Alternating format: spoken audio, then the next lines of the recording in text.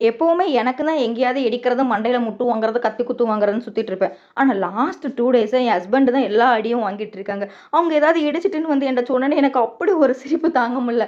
அவங்க வந்து என்ட்ட சொல்றாங்க, "நான் இடிச்சிட்டேன்னு சொல்றேன், நீ என்ன சிரிச்சிட்டு இருக்கேன்னு." எப்பவுமே கீழ விழுந்தவன உடனே தூக்குறவன் நண்பன். 5 நிமிஷம் சிரிச்சதுக்கு அப்புறம் தூக்குறவன் தான் உயிர் நண்பன்.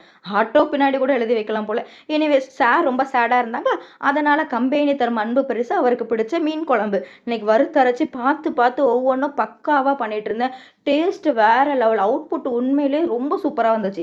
இதனால அவங்கள்ட்ட நான் என்ன டயலாக் சொன்னேன்னா, "இனிமேல் என் பேர் வெறும் சங்கரின்னு சேவ் பண்ணாதீங்க. ஃபோன்ல செஃப் சங்கரி அப்படின்னு சேவ் பண்ணிக்கோங்க" அப்படின்னு.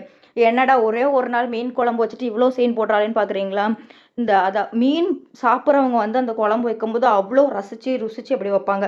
ஆனா மீனே பிடிக்காத நான் அதோட அவுட்புட் அழகா கொண்டுட்டு வந்து நான் செஃப் தானே! இன்னைக்கு ஒரு நாள் அதனால சீன் போட்டுக்கிட்டேன்.